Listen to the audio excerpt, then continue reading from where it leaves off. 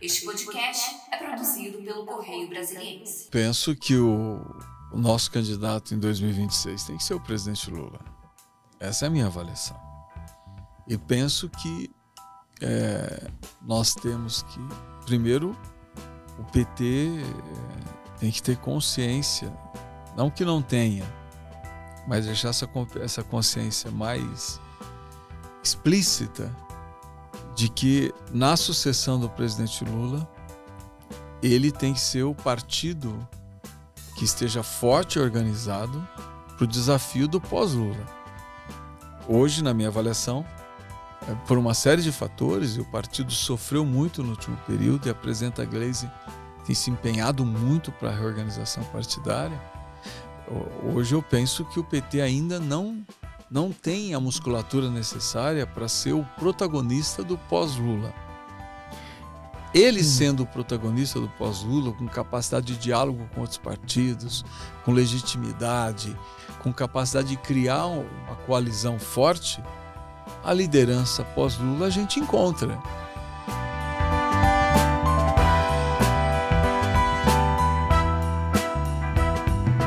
Olá, podcast do Correio está no ar para você e hoje a nossa conversa é com o prefeito de Araraquara, Edinho Silva, que já foi ministro de Comunicação Social do governo da presidente Dilma Rousseff, naquele momento muito difícil. Mas hoje, eu e Mariana Niederauer vamos conversar com ele sobre a época da pandemia. Ele acaba de lançar um livro, Uma Cidade na Luta pela Vida, da pandemia ao 8 de janeiro.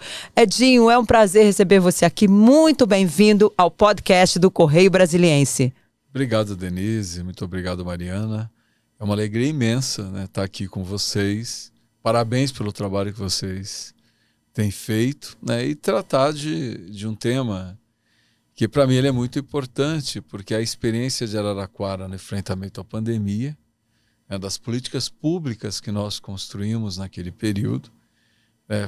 O livro, fundamentalmente, ele fala da experiência do processo decisório, como é ser gestor no meio de uma pandemia, num processo onde você tinha que decidir, construir processos decisórios sem ter as informações necessárias, porque tudo era novo, a ciência ainda buscava entender o que era a pandemia.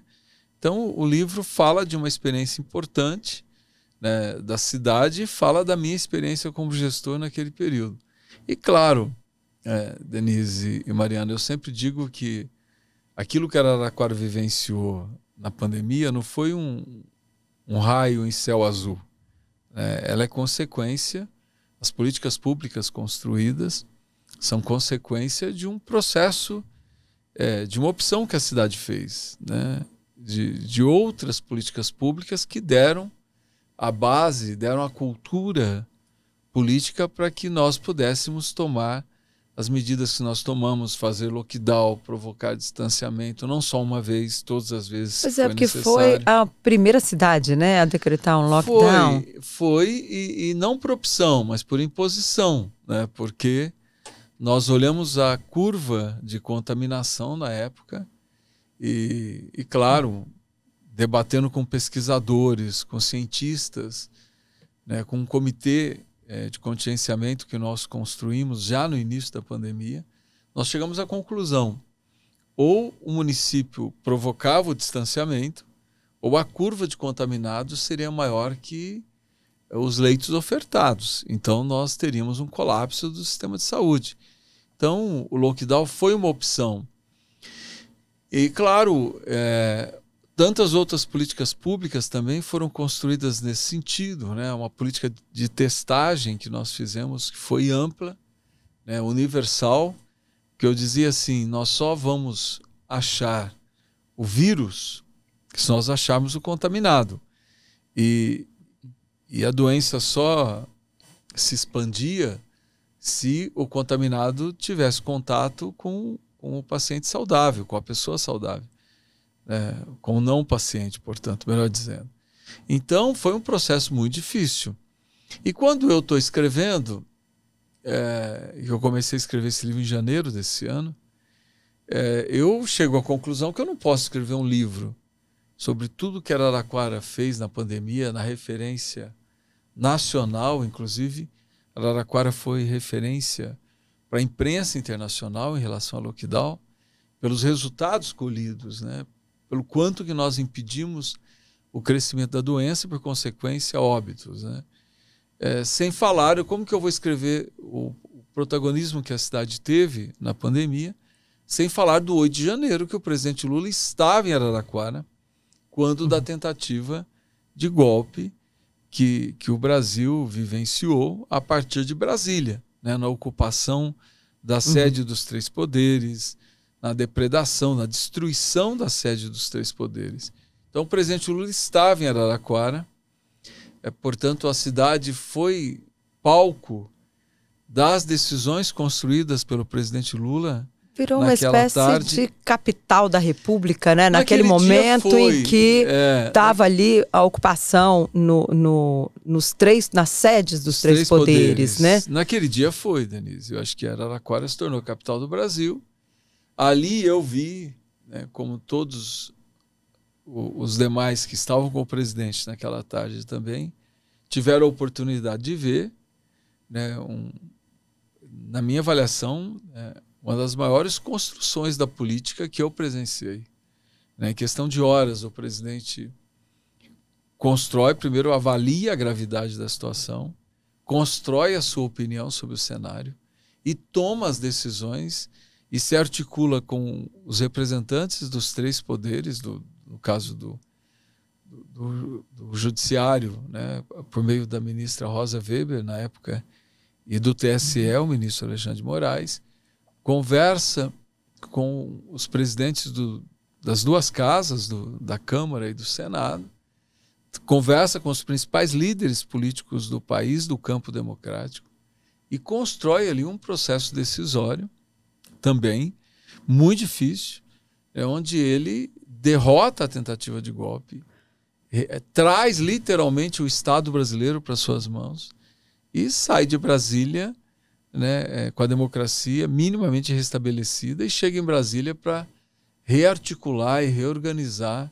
o Estado brasileiro. E quando ele volta, tem uma cena que também ficou emblemática, já tinha sido na posse, né, que foi a descida da rampa com todos os governadores, né? Foi uma cena muito forte, Mariana, porque ali mostrava que a democracia tinha vencido, né? Eu até no meu livro eu digo isso, né? Que quando o presidente decola de volta a Brasília, não é o presidente que está decolando, né? É a democracia que está se mostrando vitoriosa. Então foi um dia muito difícil. Quem acompanhou de perto, né, vivenciou ali momentos dramáticos, e é o que eu procuro retratar no último capítulo desse livro. No seu livro, o senhor chega a dizer que houve ali uma especulação que poderia ser Alexandre Padilha, o interventor aqui no DF, que foi uma decisão do presidente Lula fazer a intervenção aqui.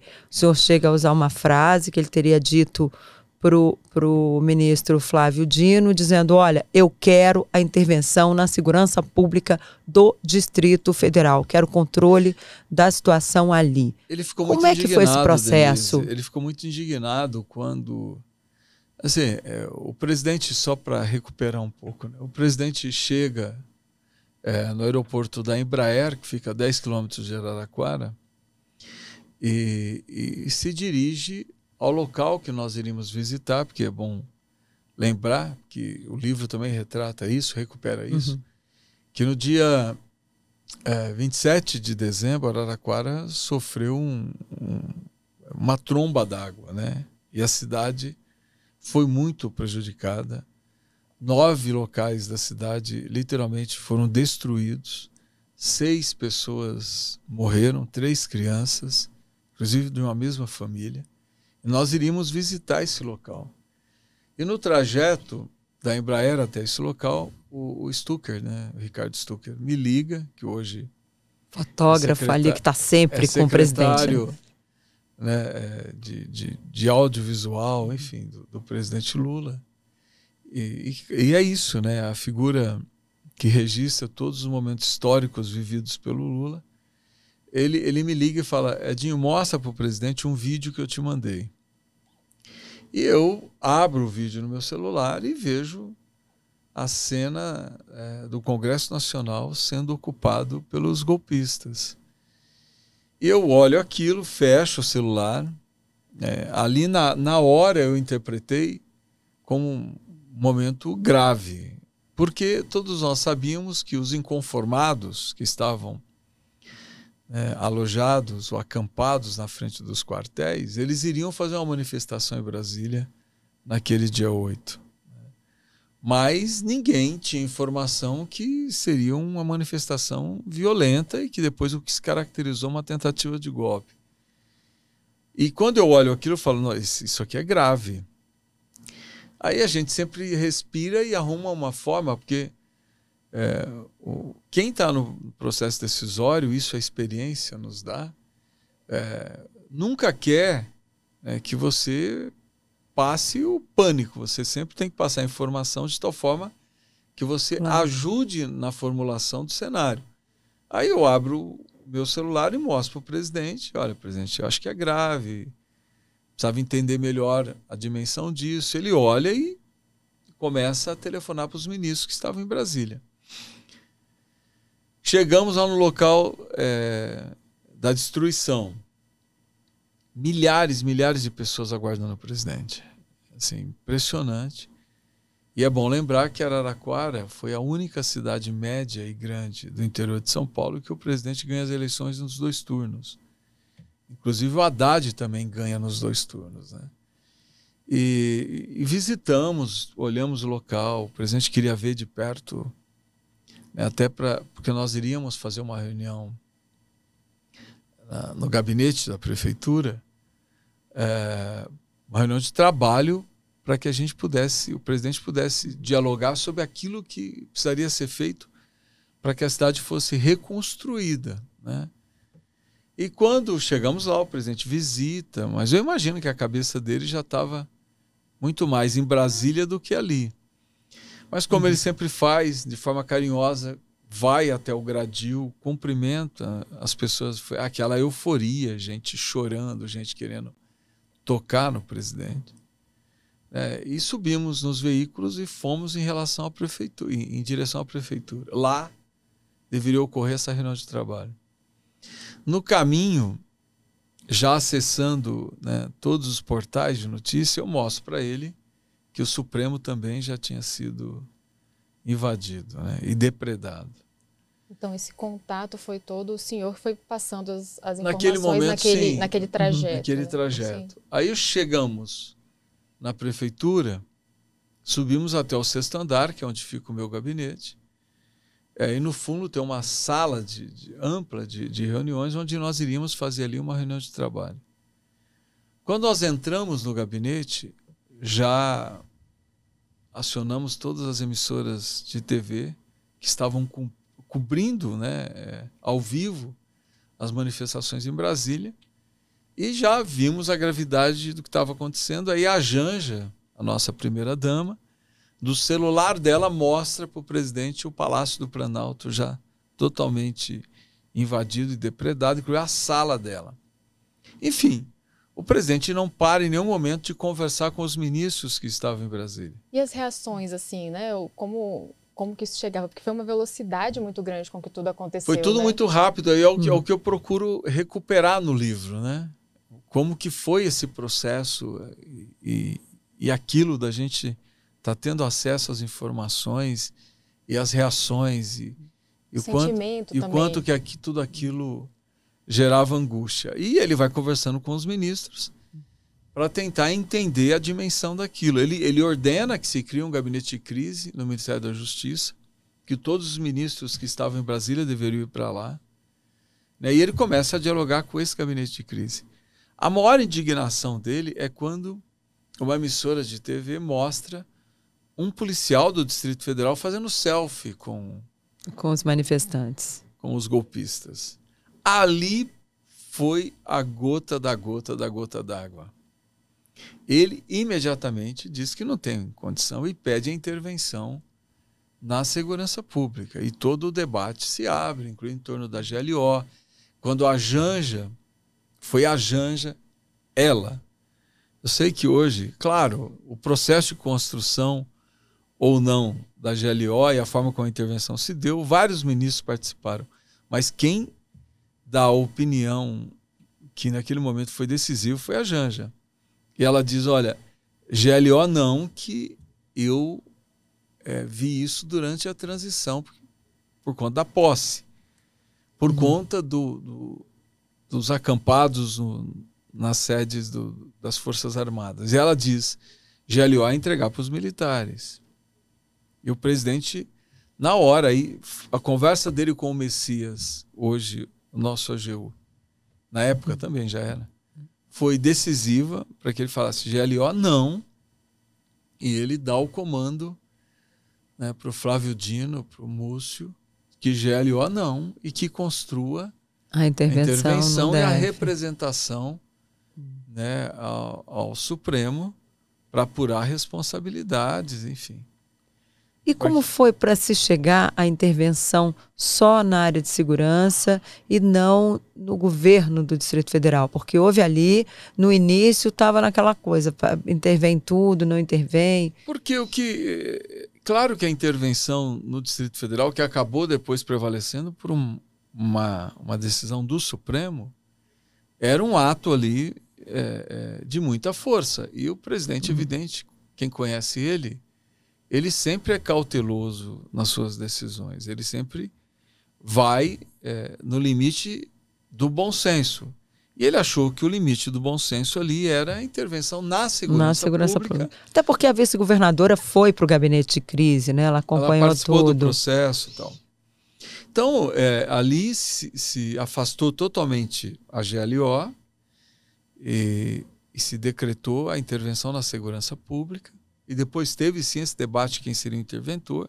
O primeiro nome do presidente, o livro relata isso, foi o ministro Flávio Dino. Ministro Alexandre Padilha? Não, depois, Flávio Dino. Porque o Flávio Dino e o Alexandre Padilha foram descartados pelo mesmo motivo. Eles são parlamentares e parece que legalmente tem uma vedação. E aí o próprio Flávio Dino indica o Capelli, que o presidente, claro, de memória não lembrava quem era o Capelli, e o Flávio faz a recuperação da trajetória do Capelli, e nós que estávamos lá também reforçamos quem era o Capelli, né, que é um quadro muito bem construído, que foi presidente da UNE, enfim, e o presidente opta por ele, né? E depois sai a intervenção do Supremo no próprio Distrito Federal, pelos motivos que o Supremo, que o ministro Alexandre de Moraes, por meio das informações que ele obteve, ele entendia que não tinha como, naquele momento, o governador Ibanez, né, conduzir o processo de restabelecimento da normalidade. E aí, evidente... Ele afasta o governador. Afasta o governador. Mas o presidente, ele pede a apuração dos atos e pede a intervenção no Distrito Federal. Essas duas iniciativas são iniciativas do presidente Lula. E isso que o livro retrata, né, nesse capítulo que trata do 8 de janeiro. Por isso que o livro fala, né, ele procura recuperar da pandemia ao 8 de janeiro. Nós ouvimos, né, relatos depois de servidores, enfim, de pessoas que viram, né, todo o cenário de destruição na Esplanada depois, que já tinham passado por outras situações, né? A gente teve 2013, tivemos, né, as manifestações pró e contra o impeachment da presidente Dilma Rousseff, e nada tinha sido tão, enfim, os próprios servidores se sentiram atacados também, né? Então teve esse sentimento que imagino que tomou conta de todo o governo, não só servidores concursados que estão lá há tantos anos, mas do governo que foi constituído, né? Que tinha acabado de tomar posse. Sim, o sentimento, eu digo... eu retrato isso no livro, né? Eu procuro recuperar aqui. Quem estava naquele gabinete, no 6º andar da Prefeitura de Araraquara, teve ali uma aula de exercício da política que nem a melhor das interpretações do Príncipe de Maquiavel traduziria... O senhor é formado, né, em ciências sociais. Traduziria o que era o presidente ali exercendo como um estadista, de forma tão brilhante, né, o poder no seu exercício real, né? E também, né, como que um estadista, no momento de crise, uma crise aguda que o país vivia, como que um estadista toma decisões rápidas, se nós formos pensar num processo que ali se deu, né, tão complexas, decisões complexas, com repercussão mundial, né, porque aí aquilo repercutiu no mundo inteiro. Então, eu digo, por mais que eu valorize o processo educacional, mestrado, doutorado, elaboração de teses, dissertações, nada, absolutamente nada substitui aquilo que nós presenciamos. O instinto político do presidente. E a capacidade do presidente de transformar uma situação de insegurança, de pavor, né, de indignação em iniciativas políticas. Eu digo que o presidente sai daquele 8 de janeiro maior do que ele saiu do 1º de janeiro. Ele se torna um líder político infinitamente maior, na minha avaliação, do que o presidente que tomou posse no 1º de janeiro. Porque ali ele unifica o Brasil. Ele unifica governadores que, inclusive, fizeram campanha contra ele. Ele unifica lideranças políticas partidárias, né, que também não fizeram campanha para ele diante de um fato que foi, na minha avaliação, desde que nós vencemos o período da ditadura militar, foi o fato mais grave que o país viveu. Nós tivemos o golpe contra a presidenta Dilma, que foi um ato de violência política, né? Mas daquela magnitude, né? A sede dos 3 poderes literalmente destruídas, né? O símbolo do poder, da democracia, das instituições, toda a simbologia destruída, aquilo era de uma gravidade, né, incomensurável naquele momento. E já está afastada essa sombra de um possível golpe no Brasil, de uma ruptura, Elise, nós estamos na sua avaliação? Nós estamos vivendo um momento muito difícil, na minha avaliação, no cenário político internacional. Não é simples o que nós estamos vivendo nessas primeiras décadas do século XXI. Né? Eu penso, e até eu retrato isso no livro também, a democracia representativa vive uma crise, é inegável que ela vive uma crise. Né?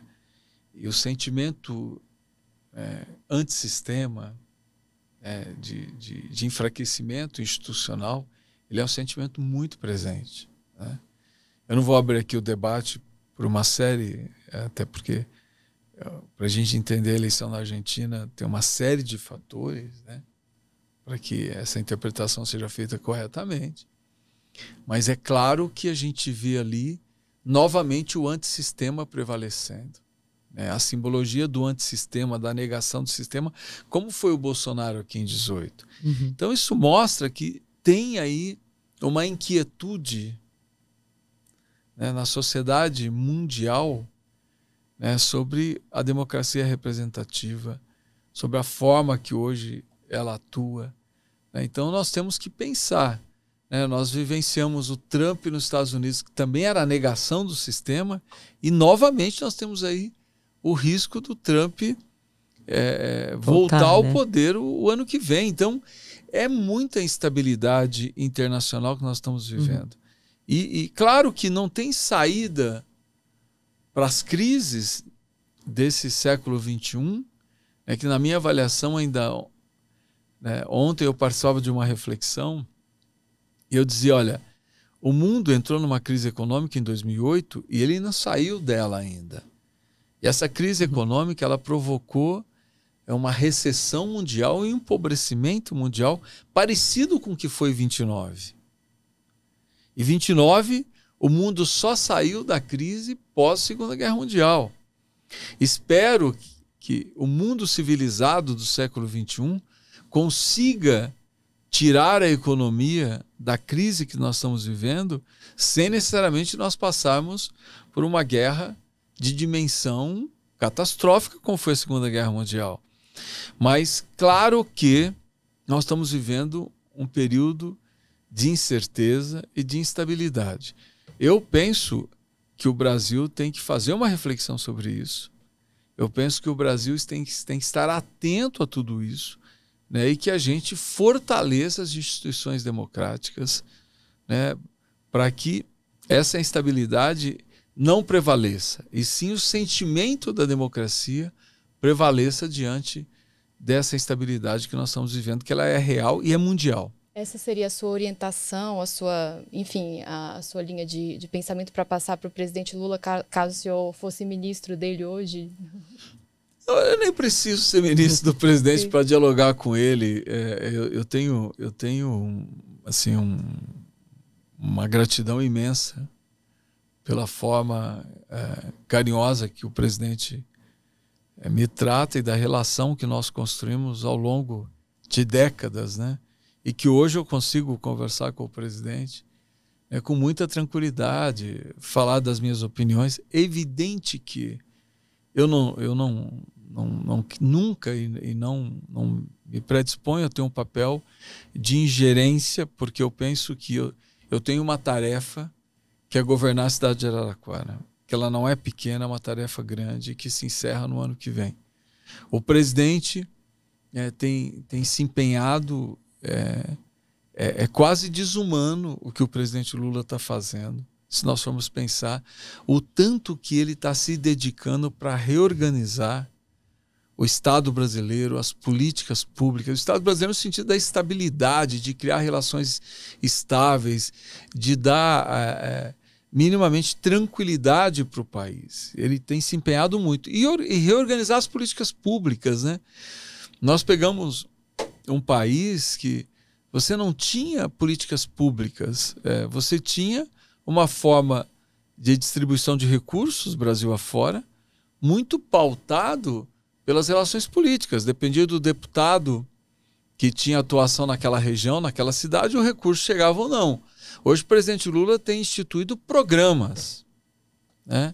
É voltar com o PAC para as obras de infraestrutura, é voltar com Minha Casa Minha Vida, que ele vai lançar amanhã, é voltar com o ProUni, né, com uma política de geração de oportunidades, voltar com um ProUni muito mais robusto do que ele era, voltar com Minha Casa, com o Bolsa Família, com porta de entrada e porta de saída, que é muito importante, né, que é organizar os programas na área da saúde, na área da educação, na área do esporte, da cultura. Então, tem um esforço do presidente Lula nesse sentido. Mas para isso é preciso ter recursos. E a gente assiste hoje ali uma disputa, digamos assim, entre os parlamentares que têm as suas emendas ao orçamento da União, que são impositivas, ou seja, de liberação obrigatória, e tem ali o PAC, que é o programa e que vai disputar recursos com essas emendas. Os parlamentares não estão convencidos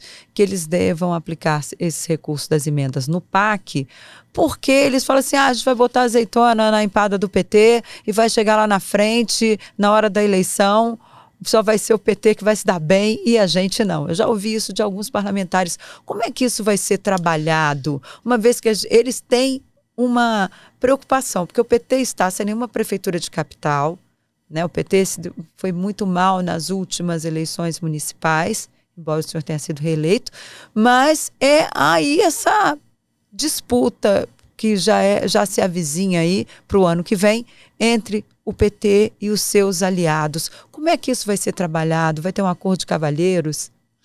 Denise, eu até faço essa reflexão no livro, né? Quando eu em um dado momento avalio um pouco o cenário que o governo do presidente Lula está se dando, né? E eu digo que o Brasil não é mais presidencialista no seu modelo clássico, né? E eu posso fazer essa análise tentando dar a ela um pouco de consistência. Por exemplo, o governo Temer, até por não ser legítimo, né, ele corria o risco de ser impeachmentado e ele faz uma aliança com o Congresso para se manter no governo. O Bolsonaro, me desculpe aqui, mas é o que eu penso, ele era totalmente inepto para o exercício do poder presidencial. O Bolsonaro é inegável que é um líder de massa, isso é inegável, até para que a gente possa evitar que o neofascismo, ou se existe neofascismo ou não, ou o fascismo, volte a flertar com o Brasil. Eu penso que a gente tem que ter uma leitura que o Bolsonaro é um líder de massa. Mas ele abdicava da gestão. Da gestão orçamentária. Não, ele entregou a gestão para o Congresso Nacional. Então nós tínhamos um governo Temer fraco, porque para não cair, fez uma aliança com o Congresso de Liberação de Recursos, e nós tivemos 4 anos de Bolsonaro, onde quem executava o orçamento era o Congresso Nacional. Mas eles querem continuar executando. Essa pasta de dente vai voltar para o tubo? Que é difícil. Isso na minha avaliação, você usou uma frase que ela é perfeita, na minha avaliação. Na minha avaliação também, eu penso que isso instituiu no Brasil, nesses 6 anos, um modelo de parlamentarismo híbrido. A gente goste ou não,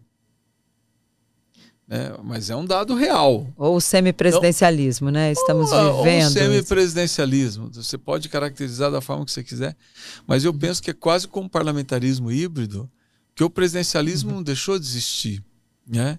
Só que ele foi usurpado de uma parte das suas atribuições, e isso foi para o parlamento. Então é o parlamento que ganha, é ele que se fortalece. Então eu penso que esse é um dado de realidade.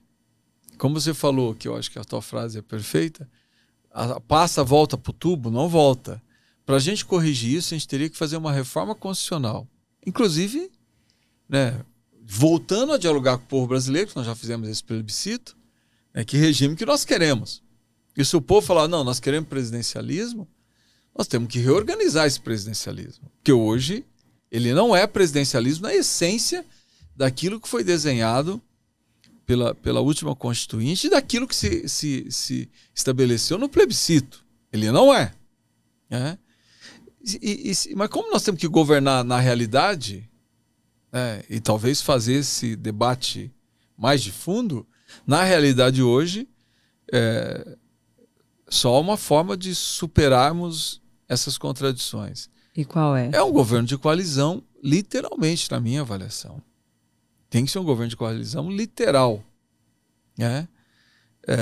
E o que isso significa como... que a coalizão tem que estar, como em todo parlamentarismo, tem que estar no gabinete.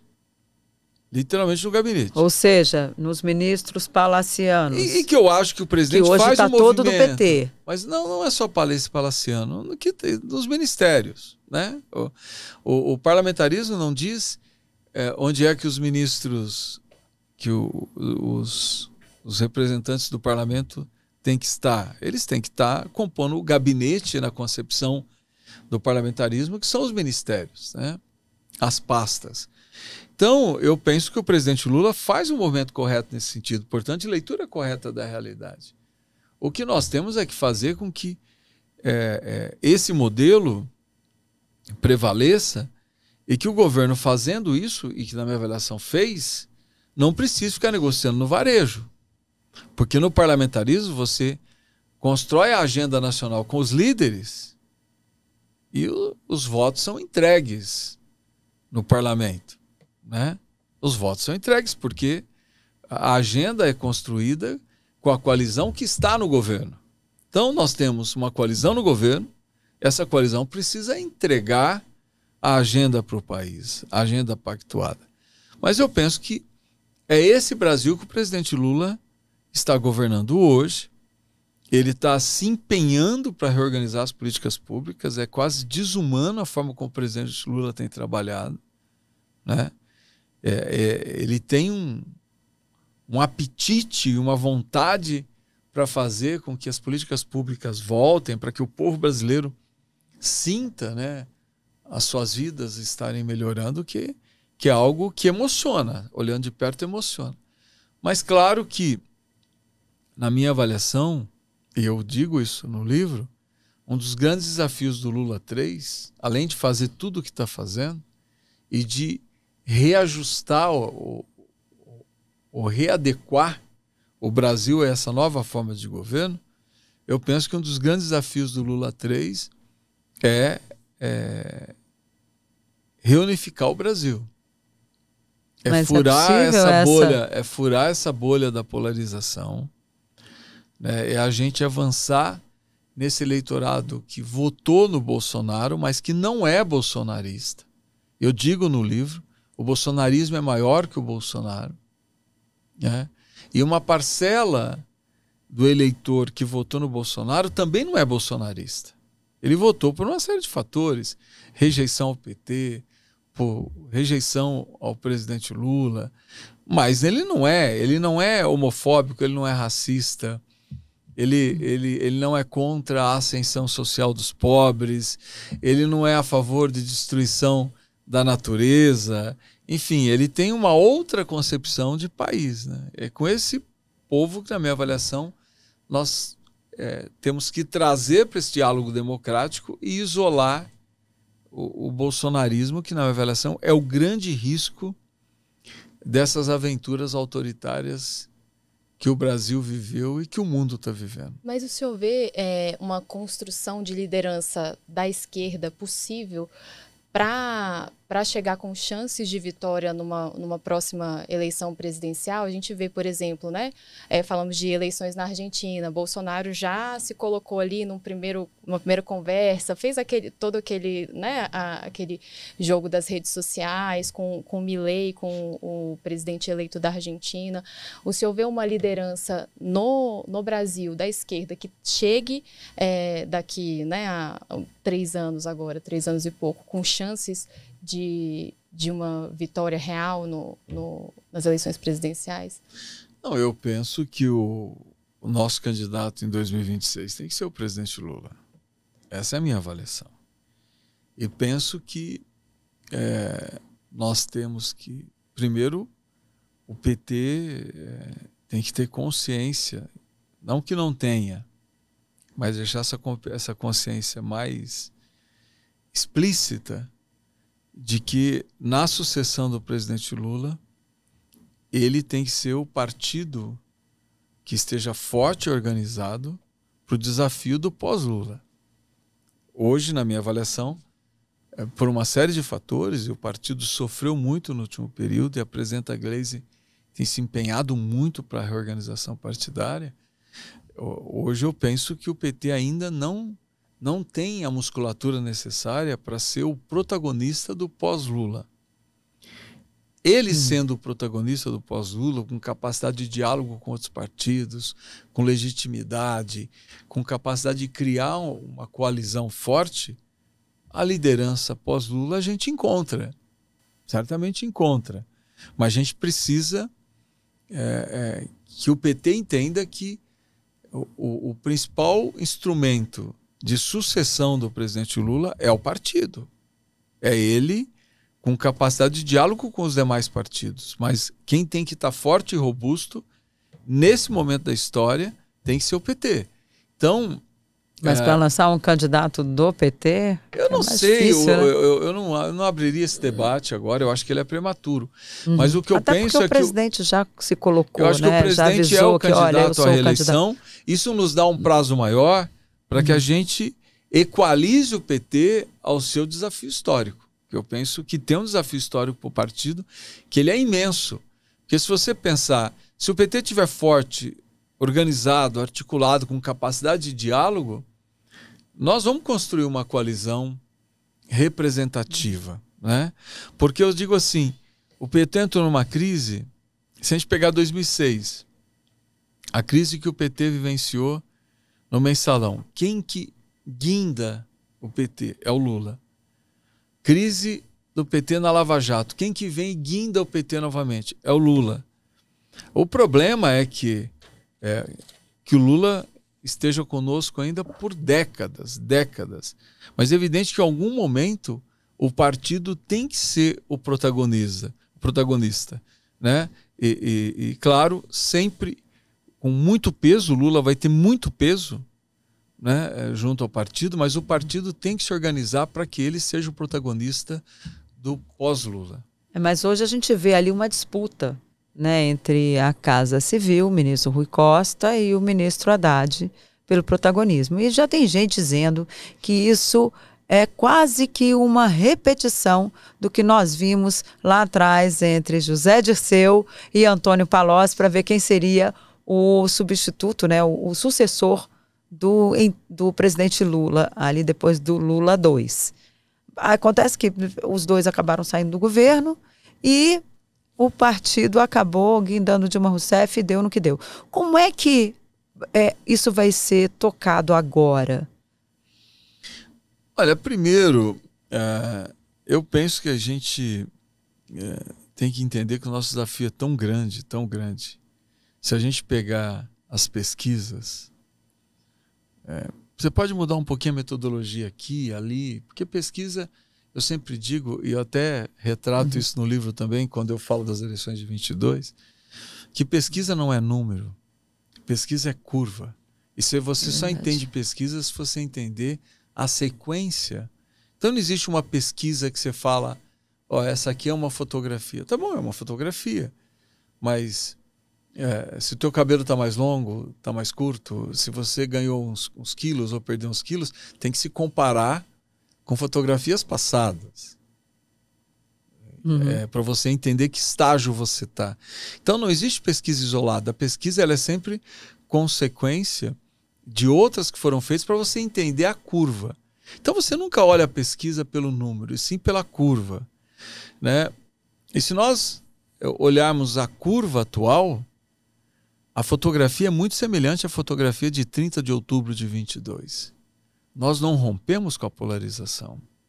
E se nós não rompemos com a polarização, nós temos que entender que essa ruptura, ou seja, nós só vamos conseguir dialogar com quem está do outro lado se nós tivermos um governo unido, sabendo para onde vai, e a sociedade entendendo a mensagem desse governo.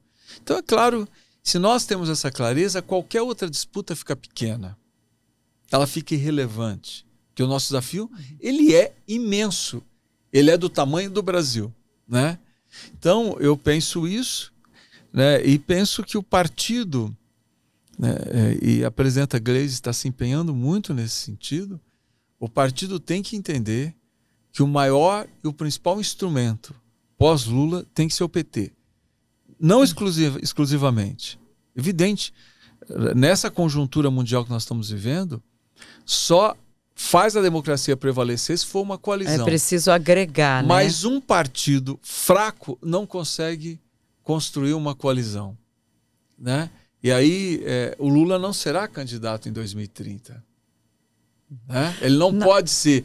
Então, nós temos aí um período para que o partido seja literalmente o protagonista do processo pós-Lula. O senhor fala no seu livro, viu os mais lindos gestos de solidariedade na sua carreira política, né? E também como já vi, grandes demonstrações de traição. Como é que o senhor...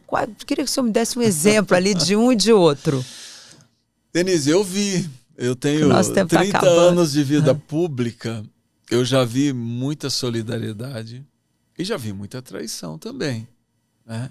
Eu vi, nos momentos mais difíceis da vida partidária, né, aqueles que deveriam reconhecer, né, o papel que o PT teve, a importância que o PT teve, e o PT não é perfeito, eu digo isso no livro, ele é reflexo da sociedade. Se ele é um instrumento da sociedade, ele é reflexo da sociedade. Então, ele não é um ser fora da sociedade. Ele tem tudo de bom que a sociedade tem, mas ele também carrega tudo de mal que a sociedade carrega, porque ele está dentro da sociedade e as pessoas que estão ali carregam também o que a sociedade se manifesta culturalmente e politicamente. Então, eu penso que em momentos difíceis eu vi muita gente que deveria ser solidária, virar as costas. Como eu vi solidariedade de onde menos se esperava. Especialmente, né, no impeachment da Dilma? No golpe contra a Dilma, eu fiquei escandalizado com o tamanho da traição a uma mulher honesta, correta, de uma vida ilibada, né? E a história depois mostrou isso. Eu fico muito feliz de ver a presidenta Dilma hoje com um papel mundial importante, né? Liderando um banco que tem um papel fundamental. E o leitor, quando ele tiver acesso ao livro, ele vai entender um pouco o contexto que eu coloco tudo isso, mas eu não tiro uma linha do que eu escrevi, né? A traição existe, como muitas vezes a solidariedade existe, de onde você menos espera. Uma última pergunta para a gente já ir encerrando, né, Denise? O senhor está totalmente focado agora em Araraquara, mas está aqui nos visitando em Brasília. Do que o senhor sente falta na cidade? Do que o senhor gosta aqui em Brasília? Mariana, eu gosto muito de Brasília. Eu tive a oportunidade de morar aqui quando fui ministro de Estado, né? E morei mesmo, né? Eu não era um ministro de bate e volta de final de semana, não. Até porque eu entendo que para respirar o governo, eu respeito quem pensa diferente. Eu não acho que isso é um método, não. Isso é um método meu, né? O meu método de trabalho. Para você respirar o governo, você tem que respirar o ambiente do governo e você morar em Brasília é fundamental porque muitas vezes você resolve problemas em os finais de semana, né? É impressionante. Vamos tomar um cafezinho ali na padaria, você resolve um problemão com um senador, com um líder, com um deputado, com a liderança de outro partido. E o presidente está famoso até pelas visitas às padarias. Não, e eu fazia muito isso. Então eu usava meu final de semana, muitas vezes, para resolver problemas de forma mais leve, porque o ambiente do palácio ali, eu ficava no palácio, muitas vezes do dia a dia ele é carregado, aquela pressão, e você tem que despachar com o presidente, no caso com a presidente Dilma, toda hora. Tal. Aí o final de semana eu respirava mais e tornava as agendas mais leves. Mas eu gosto muito de Brasília. Brasília, sem dúvida alguma, é uma das cidades com a melhor qualidade de vida que eu já vivi, e tem problemas, não dá para dizer. Eu também ia muito, eu saía muito do plano piloto, ia para cidades satélites, então ali a gente vive um pouco o que é a realidade do Distrito Federal. Mas eu gosto muito de Brasília, né? Tenho um carinho muito especial por Brasília, como quem lê o livro vai ver que eu sou apaixonadíssimo por Araraquara. E também, quem sabe, volta para Brasília em 2025, né? Quando o senhor deixa a prefeitura de Araraquara, termina seu mandato, o senhor já é cotado aí como um possível ministro não sei, Denise. Da segunda metade aí desse primeiro governo do presidente Lula. Eu não sei. Terceiro governo, aliás. Lula 3. Eu não tenho essa preocupação. O que eu quero é colaborar, eu tenho procurado.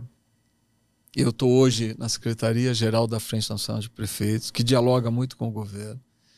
Eu estou presidindo o consórcio Conectar, que é um consórcio que dialoga muito com o Ministério da Saúde. Eu tenho procurado colaborar como em algumas áreas, quando eu sou chamado a conversar, mas sempre com respeito, porque eu não tenho nenhuma dúvida que ser ministro de Estado num país como o Brasil é uma missão dificílima. Então, eu não minimizo a função de ministro, seja em que pasta que for. Sei que os ministros e as ministras que estão aí estão trabalhando muito, estão sintonizados, e quem conhece o presidente Lula, não existe ministro não sintonizado com o governo, né? Essa possibilidade num governo do Lula é zero. Então, se não está sintonizado, vai ficar, né? Mas eu sei do empenho em reorganizar um governo que, na minha avaliação, respeito quem pensa diferente, foi totalmente desorganizado. Eu vi como prefeito, Mariana e Denise, prefeituras com, enfim, um quarto da população de Araraquara proporcionalmente receber 3 vezes mais dinheiro que Araraquara, né? Por quê? O que justifica isso? Não tem nenhuma política pública que justifique. E sim a relação do deputado com aquela cidade, né? A relação daquele deputado com o governo. Então nós tivemos uma desorganização das políticas públicas absurdas. Então, reorganizar tudo isso, né, por tudo isso funcionando, é muito difícil. É muito difícil. Ok, acho que nosso tempo acabou, né, Mariana? Eu agradeço muito a sua presença aqui e já fica o convite para o senhor voltar ao podcast do Correio Brasiliense e o convite para participar também do CB Poder, que é o nosso programa de TV da TV Brasília, uma parceria da TV Brasília com o Correio Brasiliense. Muito obrigada pela sua companhia aqui. Obrigado, Denise. Obrigado, Mariana. Parabéns ao Correio. Eu tenho um carinho e um respeito imenso. O Correio Brasiliense é um dos instrumentos de comunicação, né, mais tradicionais desse país, né, e sempre teve opinião importante nos momentos mais difíceis da vida brasileira. Então, estar aqui para mim é uma imensa honra e toda vez que eu for convidado, né, estarei presente e de alguma forma ajudando a refletir temas de interesse nacional. Muito obrigado. Que bom, obrigada Mariana. E olha, você que esteve aqui com a gente até agora, obrigada pela companhia e até a próxima. Tchau.